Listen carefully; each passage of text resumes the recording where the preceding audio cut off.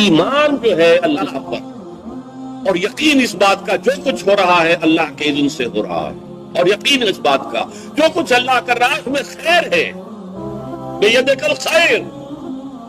چاہے مجھے ایک بات ابھی ناگوار گزری ہے، مجھے تکلیف پہنچی ہے، اللہ کے اسکیم میں the higher level scheme of things, divine scheme of things کے اندر اس میں کوئی نہ کوئی خیر ہے، تم جانتے نہیں۔ اس کو کھولا گیا۔ پہلی بات تو یہ ہے کہ تمہیں خوشی ملے، راحت ملے، مسرت ملے، یا کوئی غم ہو یا رنج ہو یا دکھ ہو، دونوں حالتیں برابر ہیں، اس لیے کہ دونوں میں آزمائش ہے۔ کبھی وہ دے کر آزماتا ہے، کبھی چھین کر آزماتا، دے کر آزماتا ہے شکر کرتا ہے کہ نہیں، چھین کر آزماتا ہے صبر کرتا ہے۔ عارف جو انسان ہوگا، اللہ کو پہچاننے اور جاننے والا، وہ چٹان کے مانند ہوگا، ہوا ادھر سے آئے یا ادھر سے آئے اسے کچھ نہیں کہے گا، اچھی بات آئے بری آئے کوئی پرواہ نہیں، اسے اللہ کی طرف ما اصاب من مصیبت فی الارض ولا فی انفسکم الا فی کتاب من قبل ان نبرأها۔ یہ مضمون ہم بڑی تفصیل سے پڑھ چکے ہیں سورۃ تغابن میں۔ وہاں فرمایا تھا دوسرے رکوع کی پہلی آیت، ما اصاب من مصیبت الا باذن اللہ، کوئی مصیبت، کوئی تکلیف، کوئی پڑھنے والی نہیں پڑتی مگر اللہ کے اذن سے۔ ما اصاب من مصیبت الا باذن اللہ ومن یؤمن باللہ یہدی قلبہ، اور جو اللہ پر ایمان رکھتا ہو اللہ اس کے دل کو ہدایت دے دیتا ہے۔ ہدایت چٹان کہ ادھر کی ہوا آئے یا ادھر کی آئے اس میں کوئی جنبش نہیں ہوتی۔ جتنا انسان دیکھیے ایک ہوتا ہے فوری طور پر ایک ریفلیکس ایکشن کی حد تک متاثر ہو جائے، یہ تو ہوگا۔ آپ کا ہاتھ یہاں رکھا ہوا تھا، کسی چیز نے کاٹا، آپ کا ہاتھ فوراً جو ہے اٹھ کے آ جائے گا، اس میں آپ کے ارادے کو کوئی دخل نہیں ہے، یہ ریفلیکس ایکشن ہے، آپ کی سوچ کو، آپ کے ارادے کو کوئی دخل نہیں۔ تو کسی خیر سے عارضی سا فوری سے ہی مسرت ہو جانا، اور کسی تکلیف سے عارضی سی فوری سی کوئی اس کا تاثر ہو جائے، یہ خلاف ایمان نہیں۔ لیکن اگر یہ پینڈولم زیادہ حرکت کر رہا ہے، خوشی میں زیادہ ادھر چلا گیا، غمی میں زیادہ ادھر چلا گیا، تو جتنا اس پینڈولم کی رینج ہے اتنی ہی آپ خدا سے، اصل تو وہ چٹان ہوگی کہ جو بالکل متاثر، لیکن یہ کہ فوری سا تاثر یہ قابل معافی ہے، لیکن یہ زیادہ ادھر سے ادھر، ادھر سے ادھر، خوشی ہو گئی تو اترا رہے، پھولے نہیں سما رہے، پاؤں زمین پر نہیں پڑ رہے، اور اگر غم آ گیا ہے تو بالکل مایوس ہو کر بیٹھ گئے ہیں جھاگ کی طرح، کمر ہمت ٹوٹ گئی ہے، واویلا ہے، شیون ہے، فریاد ہے، ہاں فلک پیر جواں تھا ابھی عارف، کیا تیرا بگڑتا جو نہ مرتا کوئی دن اور، یہ فلک ناہنجار، یہ فلک کج رفتار، اس نے ہم پہ کیا کر دیا۔ یہ ساری باتیں جو ہے یہ اللہ سے محجوب ہونے کی علامت ہے۔ اب اس میں بھی درجے ہیں کئی، لیکن پہلی بات یہ ہے کہ خوشی والی بات ہو، غم والی بات ہو، دونوں برابر ہیں، کیونکہ یہ بھی آزمائش وہ بھی آزمائش۔ یہ بات سورۃ الفجر میں کہی گئی بہت خوبصورت انداز میں۔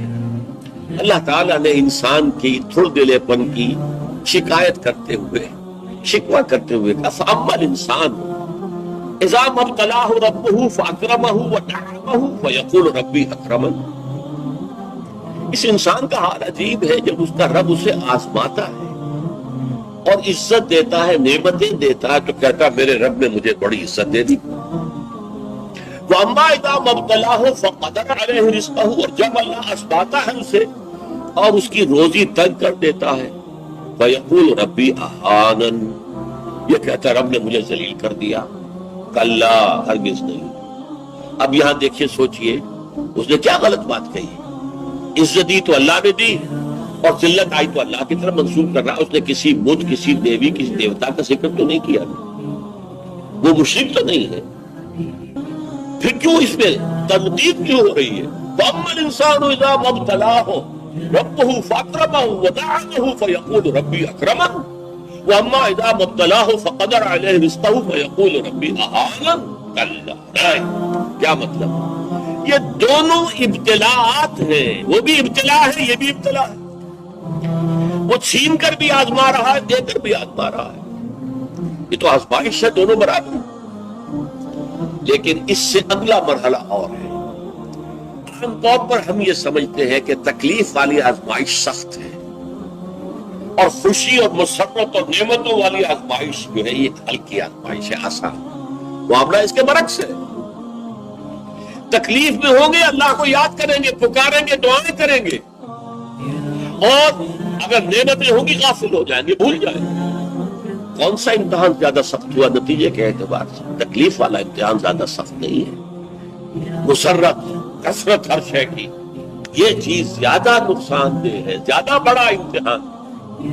اس لیے خلق قرآن کے مسئلے پر جب وہ مار ماری گئی تھی امام احمد بن حنبل رحمۃ اللہ علیہ کو، کہ جس کے بارے میں کہا جاتا ہے کہ اگر وہ مار کسی ہاتھی کو ماری جاتی تو وہ بھی چیخ اٹھتی، اس وقت ان کی آنکھوں میں کبھی آنسو نہیں آئے. پھر جب حکومت بدل گئی اور اب دارالخلافہ جو ہے اس میں وہ شخص متمکن ہے کہ جس کا نظریہ وہ خلق قرآن والا نہیں ہے. اب خلیفہ ایک آدمی کو بھیجتا ہے اشرفیوں کی تھیلی دے کر، یہ ہدیہ ہے، یہ نذرانہ ہے، جا کر احمد بن حنبل کو دیا. جب اس نے آ کے پیش کیا رو پڑے، اے اللہ میں اس آزمائش کے قابل نہیں، یہ آزمائش سخت ہے. کہیں سے انعام پا کر حکومت سے پھر حق پر قائم رہنا مشکل ہو جائے. یہ ہے وہ صورتحال. ما صاب من مصیبت فی الارض ولا فی انفسکم الا فی کتاب من قبل ان نبراها ان ذلک علی اللہ یسیر لکہ لا تاسوا علی ما فاتکم ولا تفرحوا بما آتاکم واللہ لا يحب كل مختال فخور. اور اللہ تعالیٰ کو شیخی خورے، فخر کرنے والے، اکڑنے والے بالکل پسند نہیں. الذین یبخلون ویامرون الناس بالبخل، جو اس حجاب میں آ جاتے ہیں وہ بخل کریں گے. دولت ہی سب سے بڑی شے ہے، سنبھال کر رکھو، خرچ کرو گے تو ختم ہو جائے گی، دولت کی بنیاد ختم ہو جائے گی. اپنی تجوریوں کو بھر کر رکھو، خالی نہ کرو. اور جو شخص خود بخل کرتا ہے وہ دوسروں کو بھی بخل کا مشورہ دیتا ہے تاکہ اس کے اپنی بخیلی پر بھی پردہ پڑا رہے. بھائی کیا کر رہے ہو، تم نے دونوں ہاتھ کھلے چھوڑ دیے ہیں، تمہیں کوئی فکر نہیں ہے، تمہاری اولاد ہے، اس کے ضرورت تقاضے ہوں گے، تمہاری بچیاں ہیں، ان کے ہاتھ پیلے کرنے ہوں گے، کیا تم نے سوچا ہوا؟ وہ مشورہ بھی بخل کا دیں گے تاکہ ان کے اپنے بخل کے اوپر بھی پردہ پڑا. یہ وہ کیفیت ہے کہ جو پھر محجوبیت کے اندر پیدا